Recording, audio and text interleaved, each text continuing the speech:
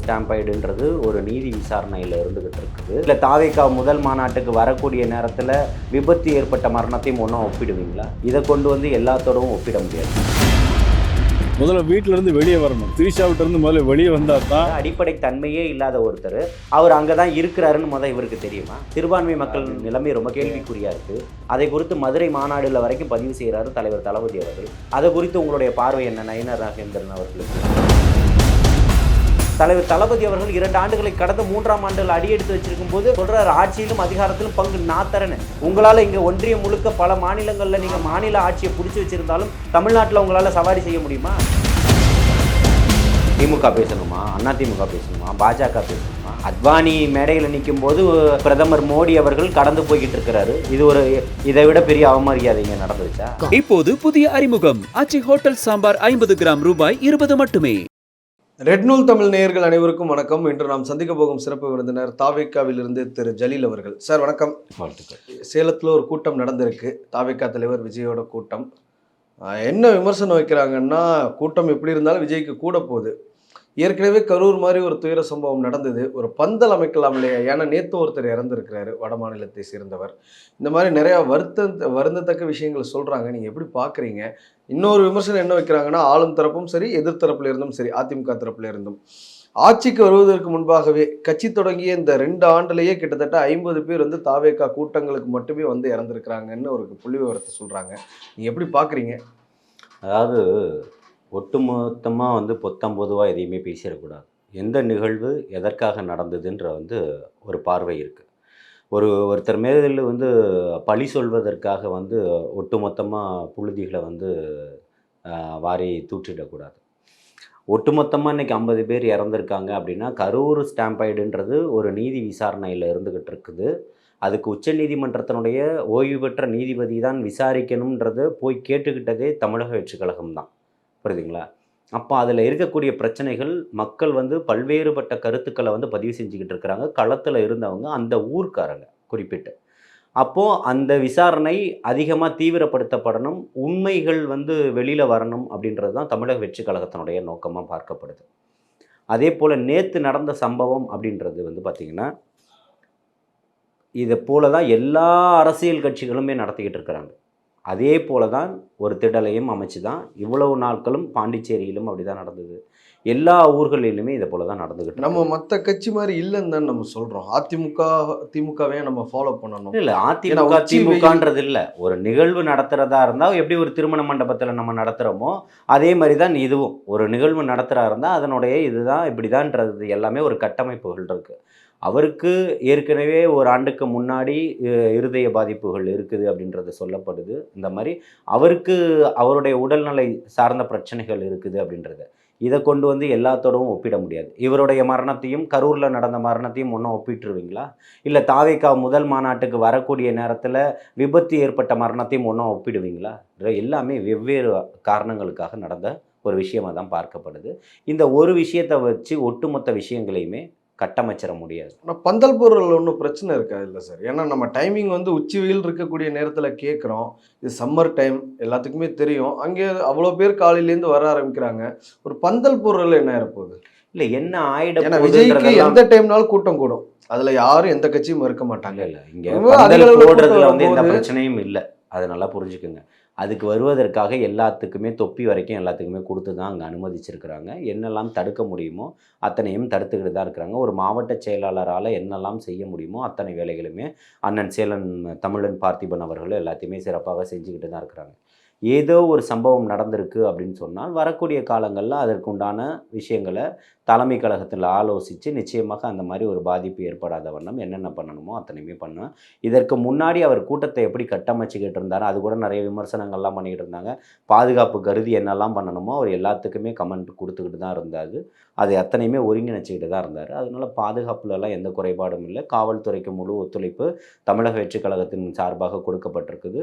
அவங்க சொன்ன எண்ணிக்கையில் மட்டும்தான் 5000 பேர் மட்டும்தான் வரணும். 4957 பேரோ என்னவோ தான் நான் அதில் அனுமதி. செய்திகளே நம்ம பார்த்தோம்ல, பாஸ் இல்லாதவங்களுக்கும் அனுமதி கொடுத்தாங்க லாஸ்ட் மினிட்ல அப்படிங்கிறதெல்லாம் செய்திகளில் நம்ம பார்த்தோம். நான் பாஸ் இல்லாதவங்களுக்கு அனுமதி தராங்கன்னா அது யார் கொடுத்துருக்கணும்? காவல்துறை தான் கொடுத்துருக்கணும்.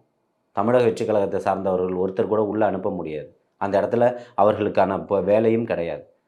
கியூஆர் கோடில் இருந்ததுன்னா, அந்த பாஸ் இருந்ததுன்னா தான் காவல்துறை அனுமதிக்கும். புரியுதுங்களா?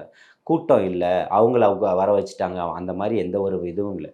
அங்கே 50,000 பேர் தேவை, 1,00,000 பேர் தேவை அப்படின்னாலும் பாஸை கொடுத்தா வருவதற்கு தமிழக வெற்றி கழகத்தை சார்ந்த சகோதரர்கள் தயாராக தான் இருக்கிறாங்க. நீங்கள் ஒரு கட்டுப்பாடு விதித்து வரும்போது அது இல்லாமல் கூட்டம் வரதான் செய்யும். தலைவர் தளபதி அவர்கள் ஒரு மாற்றத்திற்காக வந்திருக்கிறார், நம்ம பார்க்கணுன்றதற்காக எல்லாரும் வரதான் செய்வாங்க. ஆனால் யாருக்கெல்லாம் அனுமதி கொடுக்கப்பட்டிருக்கோ அவர்கள் மட்டும்தான் அரங்குக்குள்ளே அனுமதிக்கப்பட்டுக்கிட்டு இருக்காங்க. இது தொடர்ச்சியாக தாவேக்கா மேலே வரக்கூடிய விமர்சனம். அங்கே இருக்கக்கூடிய உள்ளூர் தலைவர்களை வந்து அவர் ஒரு கௌரவிக்கிறதே கிடையாது, அவங்களுக்கான ஒரு ரெக்கக்னேஷனே கொடுக்க மாட்டேங்கிறாரு அப்படின்னு நேற்று கூட ஒரு பிரபல செய்தி நிறுவனத்தில் பார்த்தா அதில் ஒரு லைவாகவே எடுத்து போட்டிருந்தாங்க.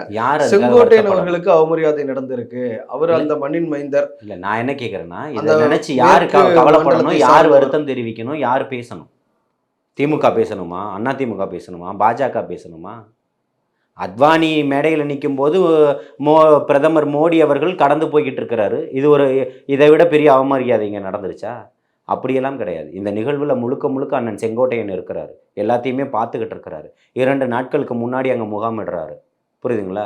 அதெல்லாம் சும்மா இப்போ ஒரு விமர்சனம்ன்ற பேரில் எதை வேணால் நீங்கள் வச்சிடலாம் அப்படின்னு சொன்னீங்கன்னா அதையெல்லாம் கேட்டுக்கிட்டு தமிழக வெற்றி கழகம் சும்மா இருக்கணுன்ற எந்த அவசியமும் கிடையாது. நயினார் நாகேந்திரன் அவர்கள் மத்தியில் ஆளக்கூடிய கட்சியுடைய மாநில தலைவர் நேற்று ஒரு நடிகையை குறிப்பிட்டு விஜய் அவர்கள் அந்த வீட்டிலேருந்து வெளியில் வரணுங்கிற மாதிரி சொல்கிறாரு.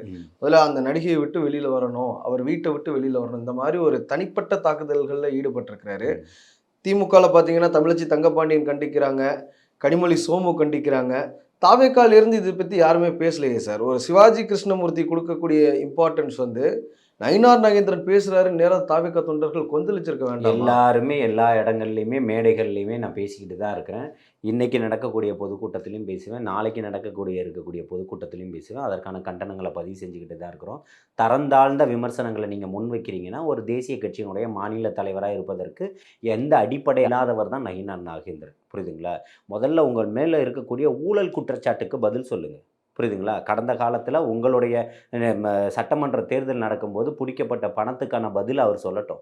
தொடர்ச்சியாக ஆமாம், அவர் மீது இப்போ அவர் நாடாளுமன்ற தேர்தலில் 4 கோடி ரூபாய்க்கு கிட்ட பிடிக்கப்பட்ட பணங்கள் இருக்குல்ல, அது வழக்கு பதிவு செய்யப்பட்டிருக்குல்ல, அதுக்கான நீதி விசாரணைக்கு இவர் போயிட்டாரா? இவர் வந்து ஒரு தலைவர் மீது குற்றச்சாட்டு வைப்பதற்கு முன்னாடி தமிழக பாஜக இருக்கக்கூடிய நிர்வாகிகள் மீது எத்தனை பாலியல் வன்புணர்வு புகார்கள் வந்துகிட்டு இருக்குது, தொடர்ச்சியாக எத்தனை விமர்சனங்கள் வந்துகிட்டு இருக்கு, அதுக்கெல்லாம் பதில் சொல்வாரா? இப்படி மத்திய இணை அமைச்சராக இருக்கக்கூடிய முருகன் அவர்கள் மீது கூட ஏகப்பட்ட விமர்சனங்கள், அதுக்கு பதில் சொல்வாரா நயினார் நாகேந்திரன்? அவர் சொல்றாருங்கிறதுனால இன்னொருத்தர் மேல நம்மளும் ஏன் தனிப்பட்டதா? நான் என்ன சொல்றேன்னா, அவர் மீது நான் வைக்கல குற்றச்சாட்டுகளை, வந்த விமர்சனங்களை தான் நான் பதிலாக உங்களுக்கு தந்துகிட்டு இருக்கிறேன். எனக்கு தனிப்பட்ட முறையில் அவர் முருகன் அவரை தெரியும், அவர் இந்த மாதிரி ஒரு தவறு செஞ்சிருக்காருன்னு நான் எந்த குற்றச்சாட்டையும் பதிவு பண்ணல. ஏற்கனவே பத்திரிகைகளில் ஊடகங்களில் வந்த செய்தியை தான் உங்களுக்கு நான் செய்தியாக நான் தந்துகிட்டு இருக்கிறேன். அடிப்படை தன்மையே இல்லாத ஒருத்தர் அவர் அங்கே தான் இருக்கிறாருன்னு இவருக்கு தெரியுமா? சும்மா ஏதோ ஒன்று பேசணுன்றதுக்காக அதுக்கு 4 நாளைக்கு முன்னாடி அக்கா தமிழிசை சவுந்தரராஜனையே எங்கள் கூட்டணிக்கு வரணும்னு கூப்பிட்டீங்க, அப்போ தெரியலையா அவர் அங்கே இருக்கிறாருன்னு சொல்லிட்டு? அதாவது அடிப்படை ஆதாரமற்ற செய்திகளை விமர்சனங்கள்ன்ற பேரில் உங்களுக்கு வேற என்ன வைக்கிறதுக்கு குற்றச்சாட்டுகள்? சோசியல் மீடியாவில் ஒரு திமுக தொண்டர் பாஜக தொண்டர் எழுதுறாருன்னா அதை நம்மளால புரிஞ்சுக்க முடியுது. ஒரு முன்னாள் அமைச்சர், அவர் 2001 அவர் மினிஸ்டராக இருந்தார், 2011 ஜெயலலிதா கவர்மெண்ட்டில் அவர் எம்எல்ஏவாக இருந்தார், இப்போ 2021 ஜெயிச்சார். பெரிய தலைவர் தான், ஒரு சீசன்டு பொலிட்டிஷியன் அவரை சொல்லலாம். அவர் இந்த மாதிரி விமர்சனம் வைக்கிறதுக்கு பாஜக பெண் தலைவர்களை யாரும் கண்டிக்கலையே சார். தமிழிசை, வானதி ஸ்ரீனிவாசனா இருக்கட்டும், யாருமே இதை பற்றி பேசின மாதிரியே தெரியலையே. இப்பவும் சொல்கிறேன், அவர் வந்து அந்த இடத்துக்கு போயிட்டு அதுக்கேற்ற மாதிரி மாறி இருக்கார், அவ்வளோதான் வித்தியாசமே தவிர்த்து வேற ஒன்றும் கிடையாது. இது முதல் முறையில் இதுக்கு முன்பாக வைரமுத்து நாக்கு அறுக்க வேண்டும்னு ஒரு டைம் 2017 அவர் பேசினார். இல்லை, நான் என்ன கேட்குறேன், இந்த வன்மங்களும், அதாவது சிறுபான்மை மக்கள் மீது தொடர்ச்சியான தாக்குதல், உடைக்கும் உணவுக்கும் இங்கே பிரச்சனை, சிறுபான்மை மக்களினுடைய நிலைமை ரொம்ப கேள்விக்குறியாக இருக்குது. அதை குறித்து மதுரை மாநாடுல வரைக்கும் பதிவு செய்கிறாரு தலைவர் தளபதி அவர்கள். அதை குறித்து உங்களுடைய பார்வை என்ன நயினார் நாகேந்திரன் அவர்களுக்கு? இதுக்கு பதில் சொல்வாரா? மணிப்பூரில் நடந்துகிட்டு இருக்கக்கூடிய இப்போ சமீபத்தில் பிரச்சனை நடந்துகிட்டு இருக்கா இல்லையா, இதை குறித்து உங்களுடைய பார்வை என்ன? இதையெல்லாம் பேசுவதற்கு தயாராக இல்லை. தமிழ்நாட்டில் இருக்கக்கூடிய பிரச்சனைகளை பேசுவதற்கு தயாராக இல்லை. ஒட்டுமொத்த ஒன்றியமும் பார்த்தா இன்னைக்கு இப்போ கஞ்சா புழக்கங்கள் அதிகமாகிக்கிட்டு இருக்கு. அயல்நாட்டு போதைப் பொருட்கள் உள்ளே வந்துக்கிட்டு இருக்கு. அதானி போர்ட்டில் பிடிக்கப்பட்ட பல ஆயிரக்கணக்கான கோடி ரூபாய் மதிப்புள்ள போதைப் பொருட்களுக்கு என்ன இன்னைக்கு வரைக்கும் நிலவரம், இதை சொல்வதற்கு உங்களுக்கு திராணியம் இல்லை. நீங்கள் அரசியல் பேசுங்க, களத்தில் நின்று பேசுவதற்கு தயாராக இருக்கிறாங்க. அவதூறுகளை பேசும்போது அதற்கெல்லாம் பதில் சொல்லிக்கிட்டு இருக்கணுன்ற எந்த அவசியமும் இல்லை. தலைவர் தளபதி அவர்கள் 2 ஆண்டுகளை கடந்து 3ஆம் ஆண்டுகள் அடியெடுத்து வச்சிருக்கும் போது சொல்றாரு, ஆட்சியிலும் அதிகாரத்திலும் பங்கு நான் தரேன்னு. உங்களால் இங்கே ஒன்றியம் முழுக்க பல மாநிலங்களில் நீங்கள் மாநில ஆட்சியை பிடிச்சி வச்சிருந்தாலும் தமிழ்நாட்டில் உங்களால் சவாரி செய்ய முடியுமா? நாடாளுமன்ற தேர்தலில் அதிமுக வெளியில் போகும்போது கூட்டணியில் ஜெயிச்ச 4 எம்எல்ஏக்களை நீங்கள் ராஜினாமா பண்ணியிருக்கணும்ல. இதுக்கெல்லாம் உங்களுக்கு பேசுவதற்கு தகுதி இருக்கான்னு கேட்குறேன். இல்லை, நயினார் நாகேந்திரனோட சுருக்கிற வேணாம். நயினார் நாகேந்திரன் பேசுனது எல்லாருமே கண்டிக்கிறாங்க. இப்படிதான் பேசுவாங்கன்றது. பாஜக இருக்கக்கூடிய பெண் தலைவர்களும் யாருமே கண்டிக்கல. எப்படி கண்டிப்பாங்க? கற்பை பற்றி விமர்சித்தவர்கள் இன்னைக்கு அந்த கட்சியில் இருக்கிறாங்க. தமிழகத்தினுடைய கற்பை பற்றி பேசிட்டு ஓடி இல்லையா அந்த அம்மா? எங்கே இருந்தாங்க? ஆமாம், ஆதாரமற்ற செயலா? சொல்லுங்க, ஆதாரங்கள் தரேன், 1000 ஆதாரங்கள் தரேன். அவங்க வந்து விளக்கம் கொடுத்தாங்களே, நான் வேற விதமாக தான் சொன்னேன். நீங்க 1000 விளக்கங்கள் தரலாம். அன்னைக்கு ஓடி ஒளிஞ்சது யாரு? அன்னைக்கு மன்னிப்பு கேட்டது யாரு? வரலாறுகளை நீங்க வந்து மாத்திர முடியாது. எல்லாத்துக்குமே அடிப்படை ஆதாரங்கள் இருக்கு. தலைவர் தளபதி மீது நீங்க அவதூறான விமர்சனங்கள் மட்டும்தான் பண்ண முடியும். குற்றச்சாட்டுகள் இங்க எதுவுமே இல்லை சொல்வதற்கு. உங்கள் மீது 1000 குற்றச்சாட்டுகள் இருக்கு. அதுக்கெல்லாம் பதில் இருக்கா உங்கள்கிட்ட கேட்கிறேன். இப்போது புதிய அறிமுகம் ஆச்சி ஹோட்டல் சாம்பார் 50 கிராம் ரூபாய் 20 மட்டுமே.